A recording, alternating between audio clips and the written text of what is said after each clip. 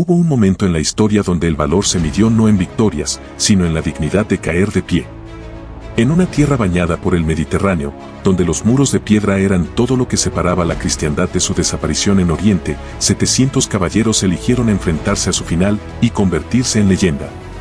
Esta es la historia de Acre. De los hombres que no retrocedieron. De los 700 guerreros del Temple, la batalla que quiso detener al Islam. Finales del siglo XIII. La balanza de poder entre el mundo cristiano y el musulmán se inclina inexorablemente. Los reinos cruzados, establecidos en Tierra Santa tras casi 2 siglos de guerras y cruzadas, se desmoronan poco a poco. El sueño de Jerusalén, de recuperar y mantener los santos lugares bajo la cruz, se desvanece como el humo de los campamentos en retirada. Los musulmanes, bajo el liderazgo de los mamelucos, resurgen con fuerza. Los cristianos, divididos y cansados, apenas sostienen sus últimas posesiones. En ese mar de incertidumbre, Acre se erige como la última fortaleza, el último puerto, el último bastión de la cristiandad en Oriente. Los protagonistas de esta historia están bien definidos. En un lado, los caballeros del Temple, monjes guerreros con voto de pobreza, obediencia y castidad, pero armados hasta los dientes. Fundados tras la primera cruzada, custodiaron los caminos de los peregrinos y forjaron su reputación en las guerras de Tierra Santa. Al frente, Guillaume de Beaujeu, gran maestre del Temple, experimentado en la política y el combate, testigo de un mundo que se resquebraja bajo sus pies, pero decidido a no rendirse sin dejar su huella. En el lado contrario, los mamelucos, soldados esclavos convertidos en la élite militar del Islam.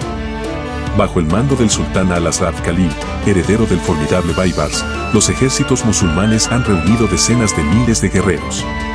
Su objetivo, borrar la presencia cristiana de Oriente Medio para siempre. Los días previos al final fueron un susurro inquietante antes del estruendo. La ciudad de Acre, último refugio cristiano en Tierra Santa, respiraba ansiedad. En sus calles, el olor a incienso se mezclaba con el hedor de los preparativos bélicos. Los comerciantes cerraban sus puestos. Los civiles miraban al horizonte, donde se alzaba un polvo denso, preludio del desastre. Desde hacía meses, las advertencias llegaban una tras otra. Los mamelucos, bajo el mando del sultán Al-Asraf Khalil, habían reunido un ejército colosal, decenas de miles de soldados, caballería, arqueros y máquinas de asedio que devoraban las murallas como si fueran de papel. Dentro de Acre, los líderes cristianos sabían que estaban solos. Las potencias europeas, desgastadas y divididas, no enviarían refuerzos. Las promesas de ayuda eran humo en el viento. Solo quedaba resistir. Pero no todos creían en la inminencia del desastre. Dentro de las murallas de Acre, la confianza de algunos líderes cruzados no era valentía, era ceguera. Años de resistencia ante asedios anteriores, como el de Saladino en 1189, habían alimentado una falsa sensación de invulnerabilidad. Muchos caballeros francos, acostumbrados a ver al enemigo retirarse tras semanas de desgaste, se dejaron arrullar por la rutina y el orgullo. Los muros han resistido peores tormentas, murmuraban entre vino y plegarias. Dios está con nosotros, repetían, más como consuelo que como certeza. Pero ya no era el siglo XII, y el enemigo no era el mismo. Esa fue su primera derrota, subestimar al enemigo. Porque frente a ellos no marchaba un ejército improvisado. Los mamelucos, ahora bajo el mando del joven sultán Al-Asraf Khalil, eran la fuerza más disciplinada y feroz del mundo islámico. No eran meros soldados, eran esclavos convertidos en élite, endurecidos en la escuela brutal del poder mameluco. Y Khalil. Khalil no era un líder cualquiera. Había crecido a la sombra de su padre, el legendario Baibars, arquitecto de la resistencia musulmana contra los cruzados y destructor de los mongoles en Ain Jalut. Había aprendido del acero y del silencio. Sabía que la victoria no era solo fuerza, era astucia, era paciencia, era golpe certero al corazón. Khalil no venía a sitiar. Venía a extinguir. Su objetivo no era tomar una ciudad. Su misión era cerrar el último capítulo de las cruzadas. Borrar a los cruzados de Oriente para siempre.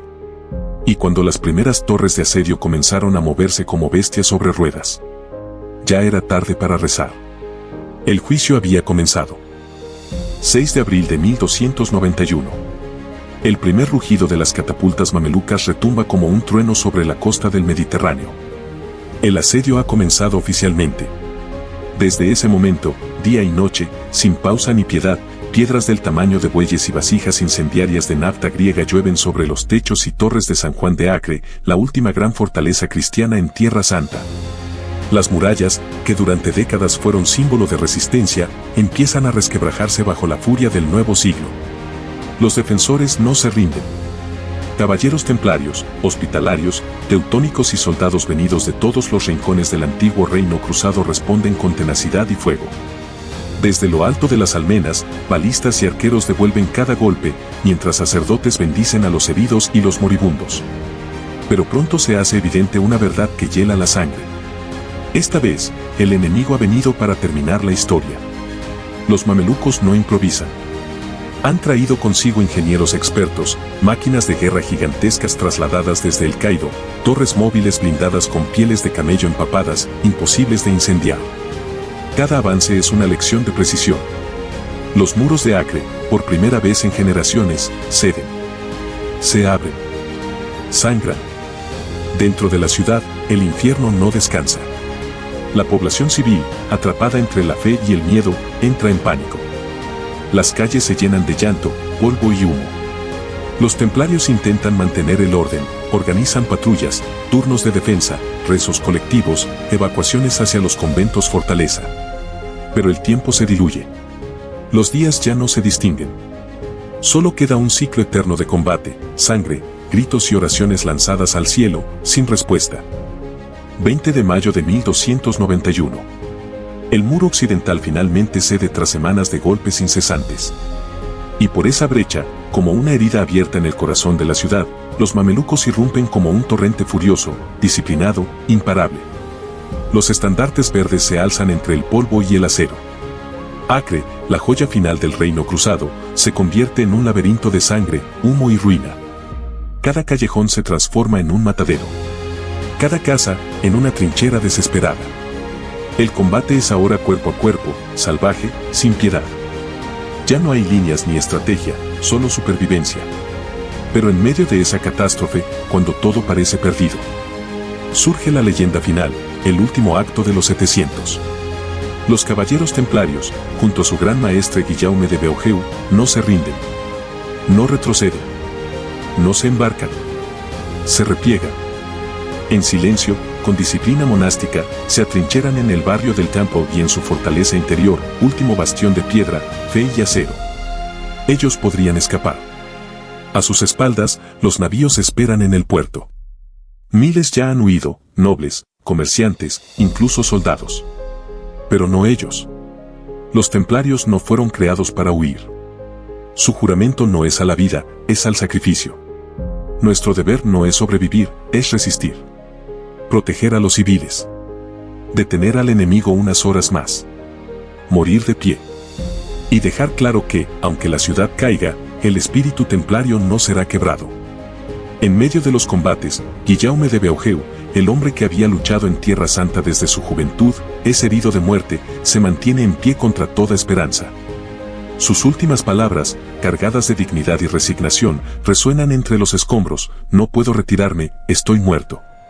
Sangrando, sin dejar su espada, se mantiene en pie unos segundos más. Sus caballeros lo rodean. Y en ese instante, la leyenda se convierte en eternidad. La caída de Acre, el 28 de mayo de 1291, marcó más que la pérdida de una ciudad amurallada, fue el fin definitivo de los estados cruzados en Tierra Santa.